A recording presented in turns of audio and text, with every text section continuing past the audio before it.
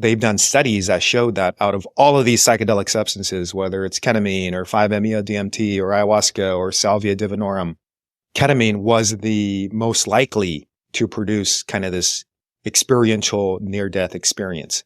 3, 2, 1, lift off.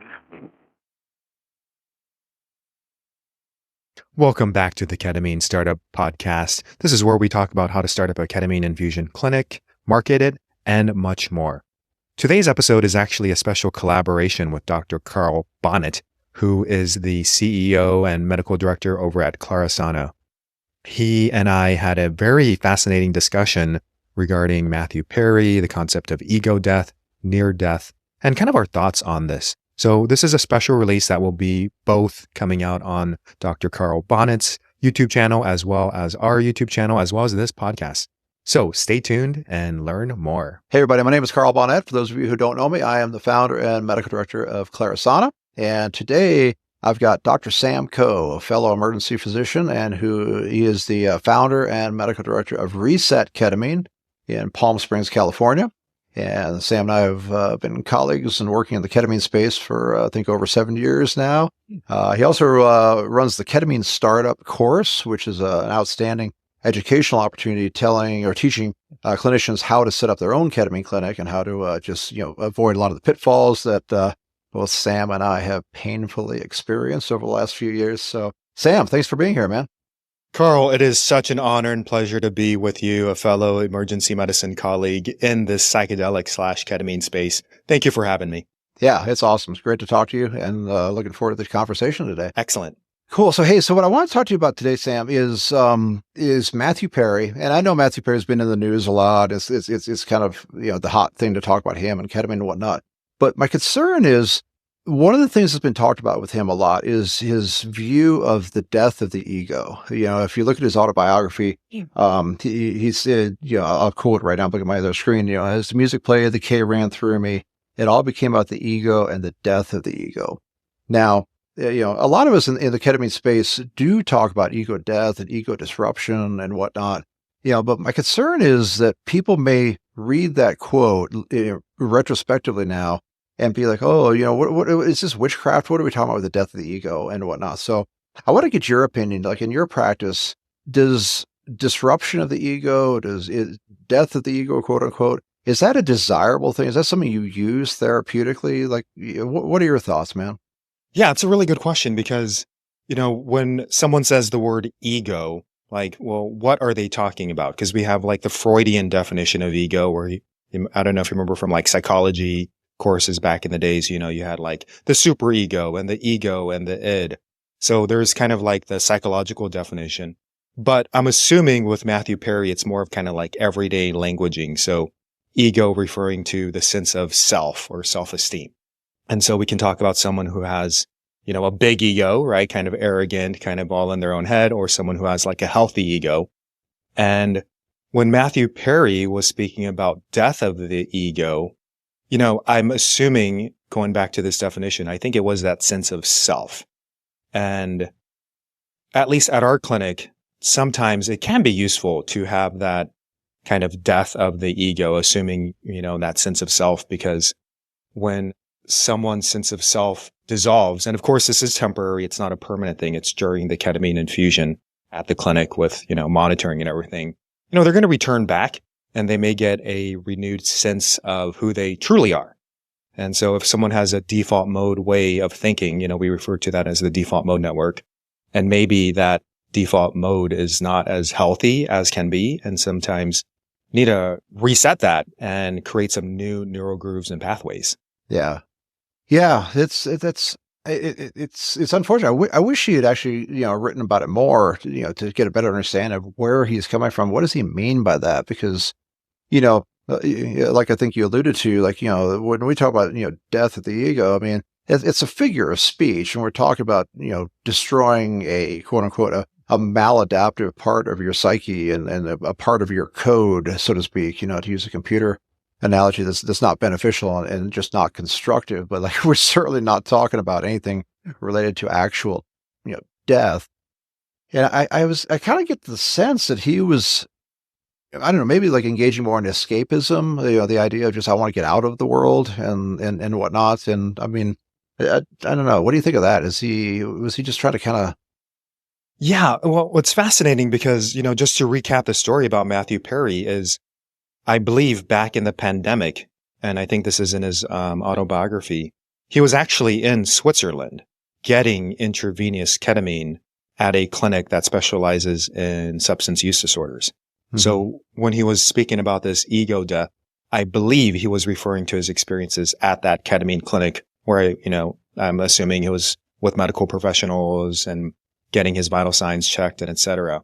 So, if someone going to this word escapism, if someone has a sense of self that is not very healthy and they just don't like themselves, or there's a lot of self-hatred or self-worth issues, and that's their default mode way of thinking, then it can be useful. But I do want to add the caveat of, something you and I spoke about previously is this concept of integration, right? So, all right, let's say someone does have death of the ego or even like a near-death experience, which ketamine can produce. I think I sent you the scientific article, which we can link in the podcast show notes or someone can look it up. But they've done studies that showed that out of all of these psychedelic substances, whether it's ketamine or 5-MeO-DMT or ayahuasca or salvia divinorum, ketamine was the most likely to produce kind of this experiential near-death experience. So I think that's fascinating in itself. Yeah. Yeah, that's amazing. Just like like anything else, it just kind of seems that the power of something like that to do something beneficial is amazing. Something that can destroy a part of your psyche, but again, like you said, unchecked, that's very frightening, especially like later in his life. Unfortunately, towards in the final chapter, he was just kind of had his assistant injecting him and whatnot. But to think about doing that without integration, without whatnot is just frightening. Yesterday I was talking to one of our patients. He's a Marine Corps veteran, a combat veteran. Has been through he was a real deal. This guy was a real door kicker and in kind of a bad headspace. And he did his third session and he was kind of scared. He was just like, the first two sessions, he was sort of reaching out to grab things and like, kind of, have this imagery of him as a child. And his third one, he was terrified. I wasn't there. I was talking to our staff who were at the clinic. And he had reported that he had emptiness. There was nothing but emptiness in his mind. And he was just like, oh my gosh, what do I do with this? And then, luckily my team worked with him and said, look, this is what we want to do. We want to wipe this clean. You now have emptiness. It's like you walked into your garage and all of a sudden all that stuff is gone, all the junk and the whatever. So like work with it. And that was huge. That made a huge difference for him. So I can't imagine just getting injected with ketamine in your backyard or whatever, and just at your own, basically PRN, treating it as a PRN medication. But is that what you found? With regards to the integration and the context that you have to give this in?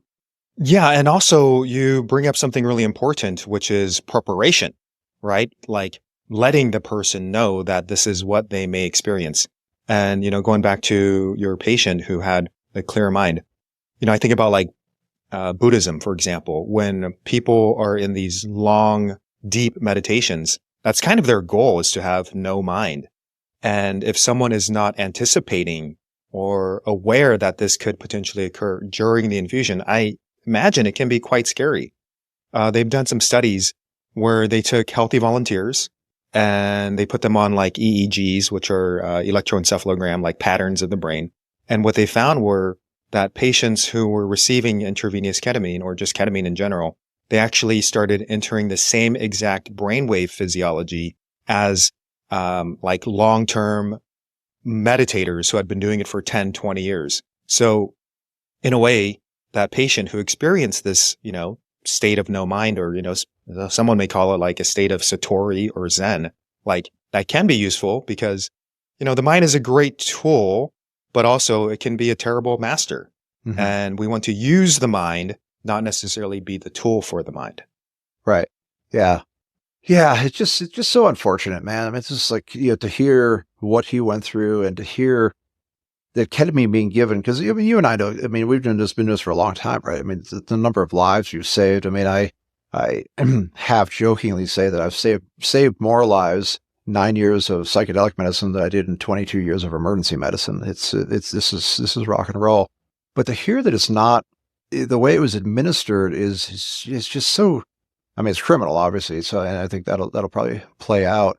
And to me, I can't remember which, I think it's one of the newer fighter planes. I can't remember if it's the F-22. The people out there know way more about this than I do, but there's something about it where, like, if the computer doesn't stabilize it, there's like no way for the pilot to keep it under control. It requires this extra stabilization. So, like, just, my God, to think of like some guy, I mean, I was reading the story of like how he said to his assistant, oh, inject me in the morning and I'm going to go play pickleball or something. Inject me one more time. Then he's just like, hey, give me the big one.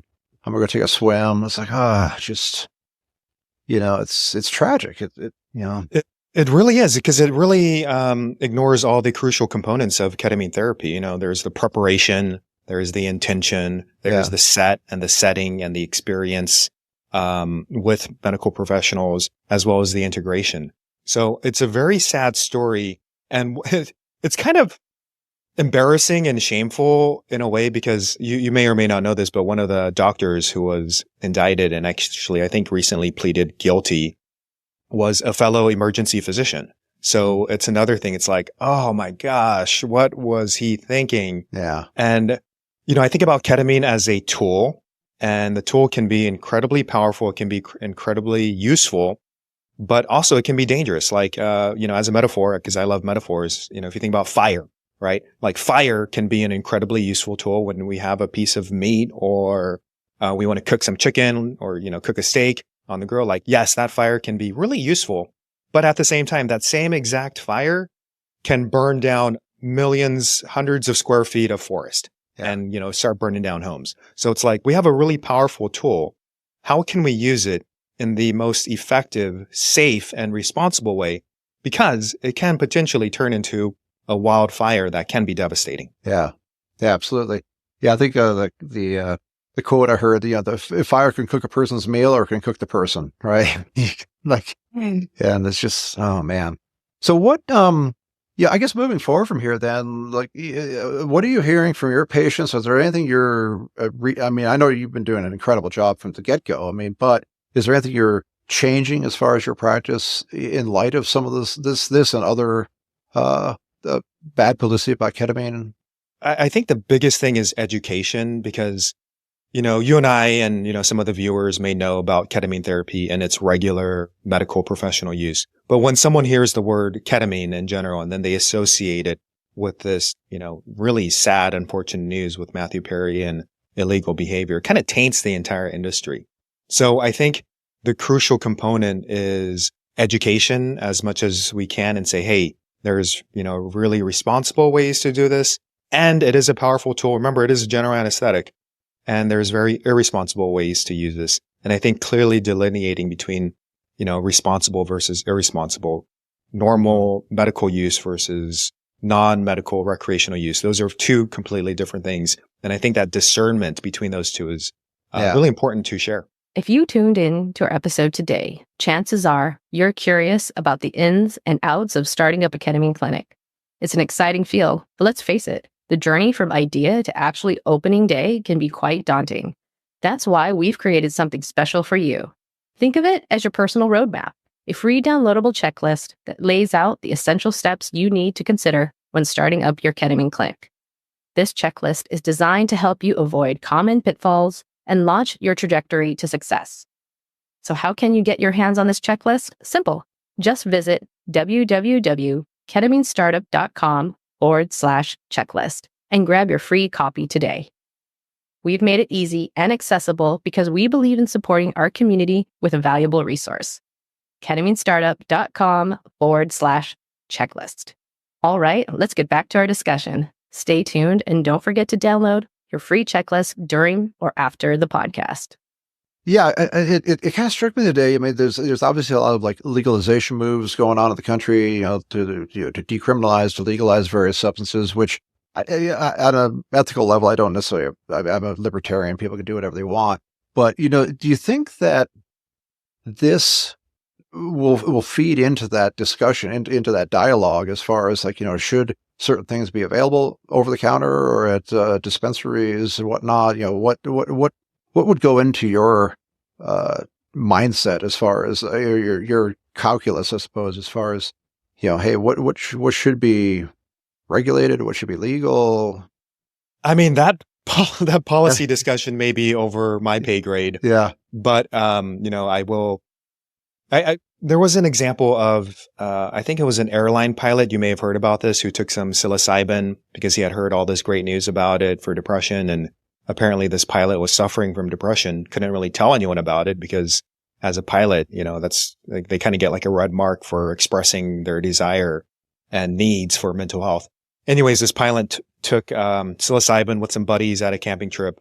And then like 3 days later, I think he was in an airplane, a passenger, and like tried opening the emergency exit door. Do you remember hearing this story? I did not. No, I didn't actually. Okay.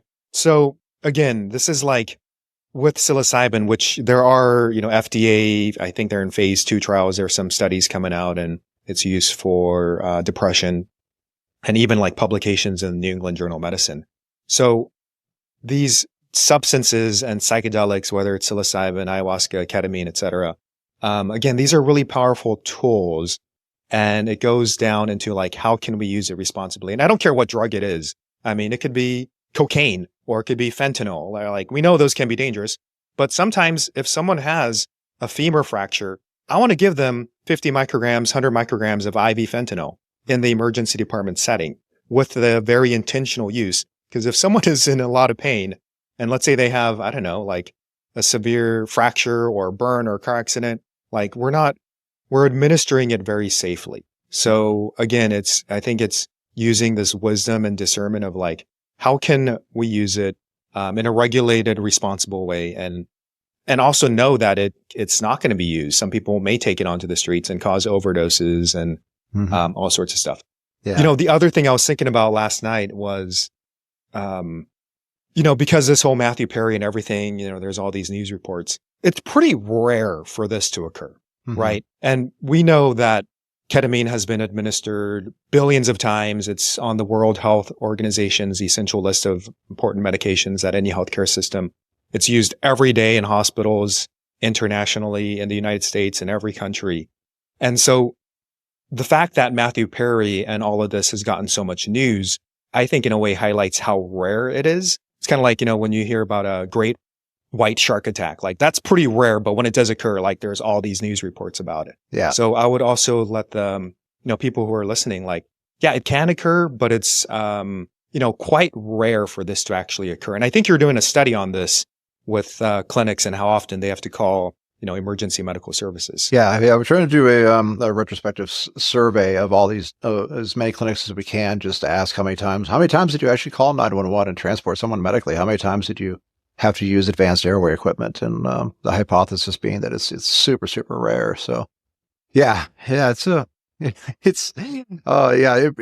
does bring just a ton of attention, which is so unfortunate that like, people don't pick up on that someone, the movie star ends up face down in a pool, and it's horrible. It's catastrophic. But like, I mean, come on, how many people die of car crashes every year? How many people die of fentanyl overdose every year? I mean, it's so it is a safe medication. And that's what I'm hoping is that the more we have these kind of dialogues to bring it out to people, that like, look, I mean, the number of lives it saves is far greater than the number of lives that it takes. And even in this case, it just highlights it. Yeah, it's a legit medication. I mean, it's got to be done in a safe environment, man. I mean, I'll bring you on. We'll do another whole talk about home ketamine and all that. But man, there's a lot of other avenues where this is very risky. So, yeah, you bring up a good point in that ketamine can be safe when used appropriately, but at the same time, when used inappropriately, it can be unsafe.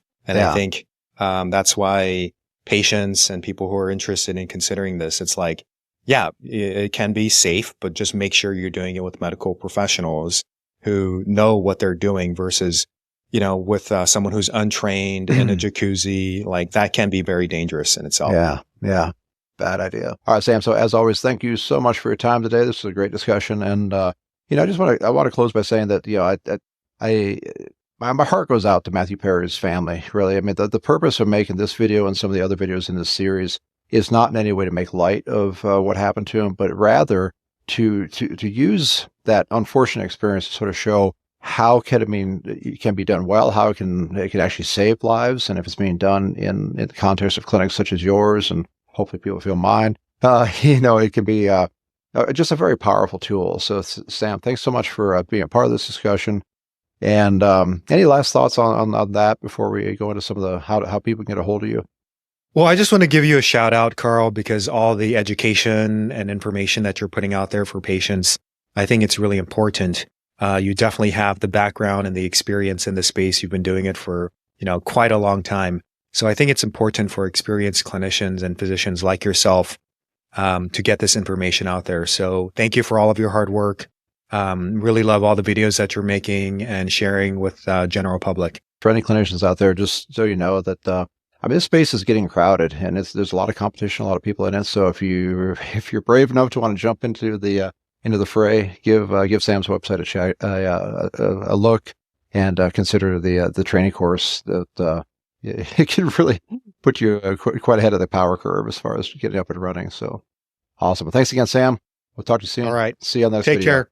Hey, just wanted to do a quick bounce back. I finished the podcast interview with Dr. Carl Bonnet from Klarisana.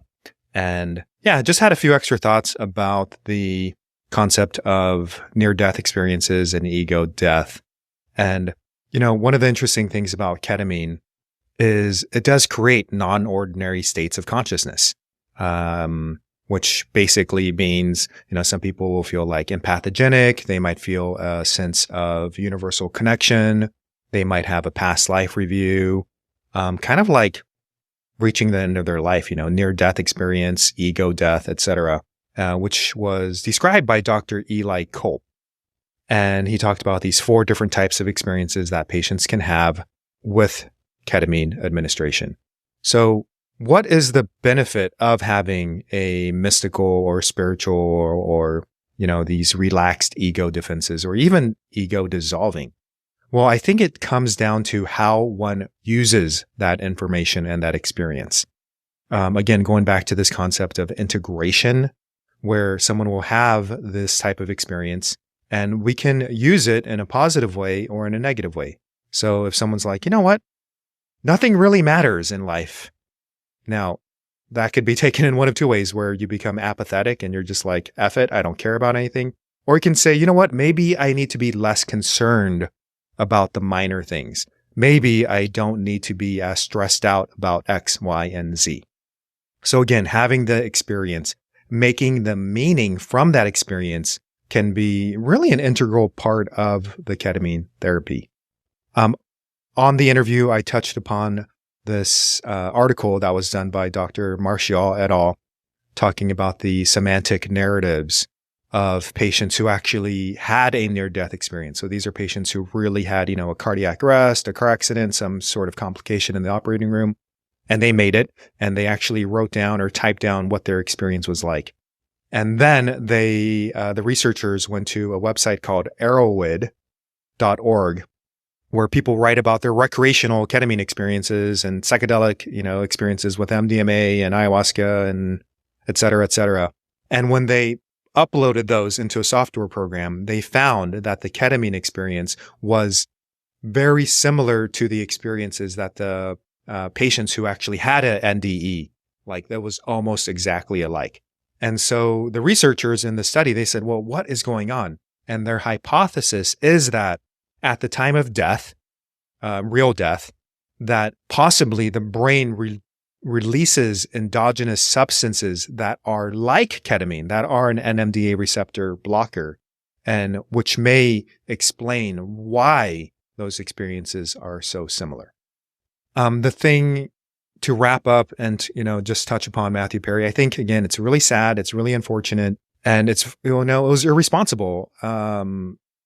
And just to reassure patients that when they come to the doctor's office, when they come to a clinic, at least here in Palm Springs, Reset Ketamine, like it's going to be done with the gold standard, the utmost integrity, continuous vital sign monitoring, just making it super safe, creating that healing environment, because ketamine can lead people to have very vulnerable open experiences. And we want to keep that sacred, protected container. That is really, really crucial.